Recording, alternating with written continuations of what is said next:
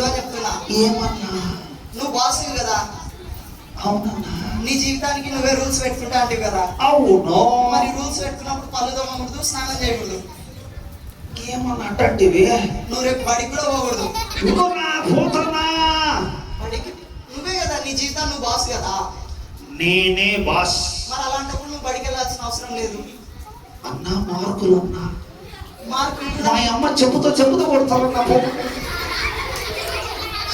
చెప్పుతో కొడతారా? మా నాయన ఉరికించుంటాడన్నా. అడిగకపోతే ఉరికించినంటాడా? అవునన్నా. నీ జీవితానికి నువ్వు బాస్ అయినప్పుడు మీ అమ్మ మీ నాయన ఎందుకు అంటారా? నేనే బాసు. ఏమన్నా నా మీద నాకు డౌట్ తెప్పిస్తుంది. అంటే నీ జీవితానికి నువ్వు బాస్ కాదు. నిజమా అన్నా? కాదు, నిజమే. మరి నీ జీవితానికి నువ్వు బాస్ కాదైతే మరి ఎవరున్నా? మన జీవితానికి మనం బాస్ కాదు అన్నా. టనొద్దన్నా. ఇప్పుడు నీకు స్కూల్లో టీచర్ ఉన్నారా? ఉన్నారు కదన్నా మా టీచర్. మళ్ళీ ఉంటానే. అంటే ఇప్పుడు నువ్వు టీచర్ మాట వింటున్నావా లేదా? వింటున్నా. అంటే మరి నీ జీవితం టీచర్ నీ మీద పెద్ద. అవును. టీచర్ మీద ఇంకొకరు పెద్ద ఉన్నారు. అన్నా స్కూల్లో రూల్స్ ఉంటాయి కదన్నా. స్కూల్లో రూల్స్ ఉంటాయి. రూల్స్ గురించి అన్నాం కదా. ఇప్పుడు రూల్స్ అంటే గుర్తొచ్చింది. చెప్పన్నా. ట్రాఫిక్ సిగ్నల్స్ చూసావు ఎప్పుడన్నా? ఎర్ర లైట్, పచ్చ లైట్, ఇంకో లైట్ ఉంటుంది. ఎర్ర లైట్ పడితేనే బండి బర్రని పోవాలా. ఎర్ర లైట్ పడితే పోకూడదు అని అర్థము. నీకు తెలియదా? ఏమన్నా ఎప్పుడు ఎర్ర లైట్ పడిన పోతనే ఉంది. అది అందుకు నీ జీవితానికి నువ్వు బాస్ అనుకుంటున్నావు అన్నా. ఎర్ర లైట్ పడితే ఆగమని అర్థం. అవునా?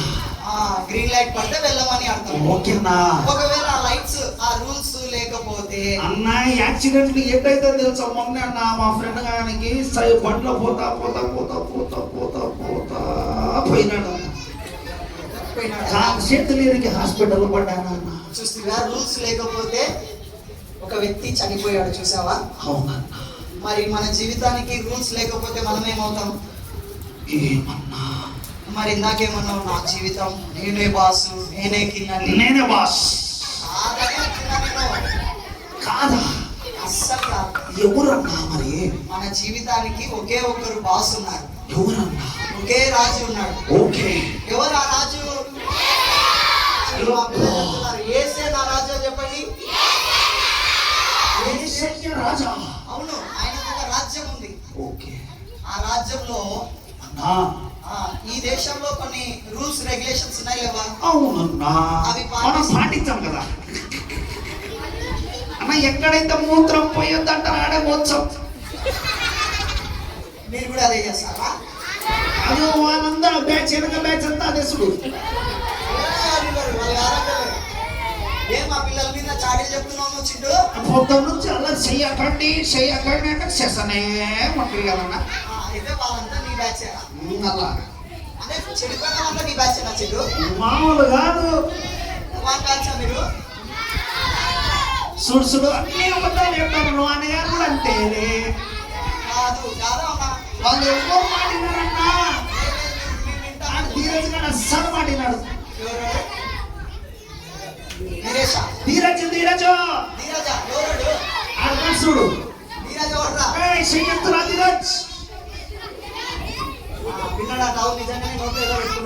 చూసినావా? నేనే బాస్. కాదు. సరే, ఇప్పుడు ఇందాకేమన్నావు? రూల్స్ లేకపోతే ఏమైతాయి అన్నావు?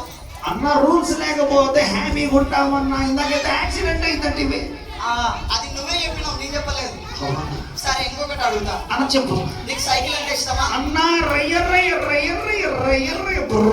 ఒకదాని తినడుగుతా నేను. అవునా?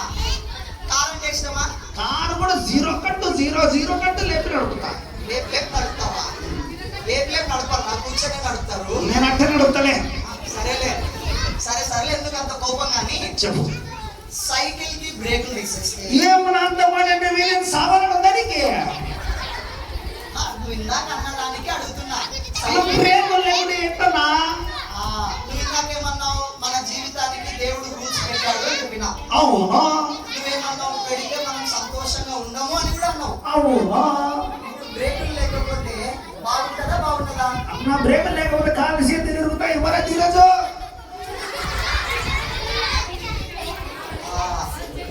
పిల్లలు సైకిల్ కి బ్రేక్ లేకుంటే బాగుంటుందా? ఏమైతుంది? కింద పడతాము, దెబ్బలు తగులుతాయి కదా. అన్నా ఏమనుకుంటే నువ్వు వాని అందరు అంజిత్ గాడు మనసు గాడు అందరు లేపి లేపి నడుపుతారు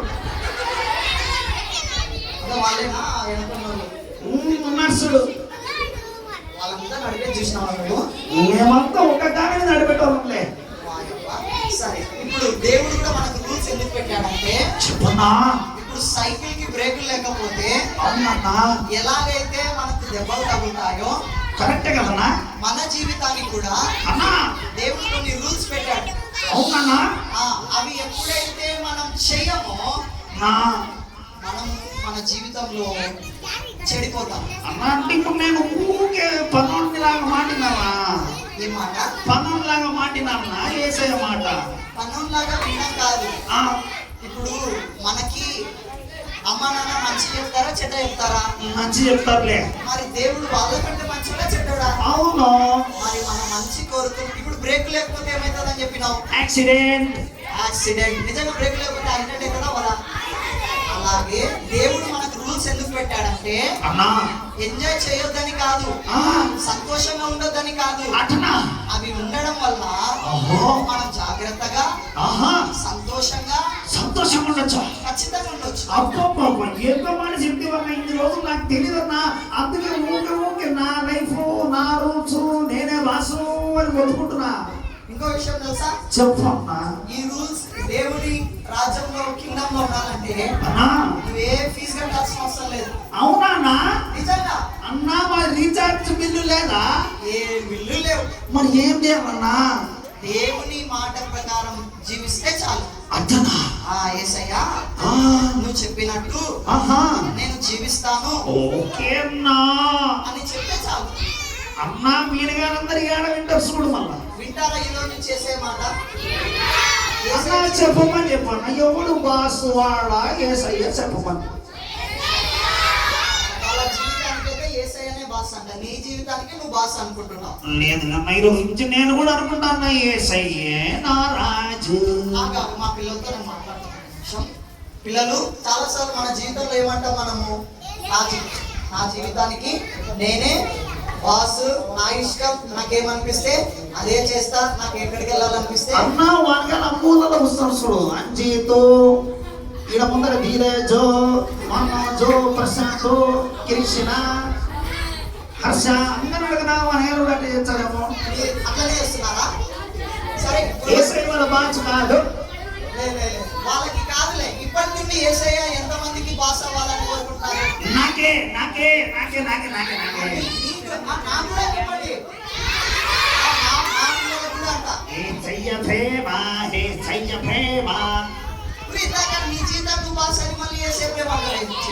ఈరోజు నా తప్పు తెలుసుకున్నా. అన్న యేసయ్యే నా రాజు. యేసయ్య చెప్పిన మాటే నేను వింటాను. ఎంతమంది వింటారు? చింటుతో పాటు చెప్పండి. చింటుతో పాటు మనం వెళ్తామా? యేసే నా రాజు, యేసే మాట వింటాను, యేసయ్య చెప్పిందే చేస్తాను. శరణ్య శరణ్య ఎవరమ్మా? నువ్వేనా? యేసయ్యనే నీ జీవితానికి రాజా? యేసయ్య చెప్పింది వింటావా? వింటావా? వింటా చింటూ అని చెప్పు. చింటూ వింటదంటలే మా శరణ్య.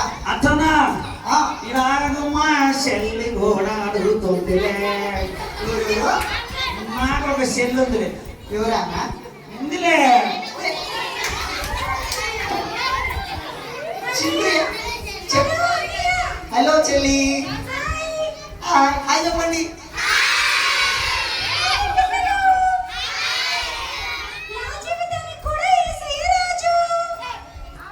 అవునా? కదండి. అవునా?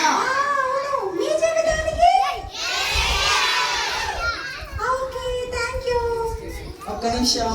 అయిపోయింది. అరే చింటూ అన్నా ఏంటో మీ చెల్లి అలా వచ్చి అలా అయిపోయింది. అందుకే ఇష్టం సిగ్గులే కొంచెం. సరే కానీ మీ చెల్లి జీవితానికేమో యేసు రాజు అంట, ఆమన్నా నీ జీవితానికి ఎందుకురా నువ్వే బాస్ అన్నావు?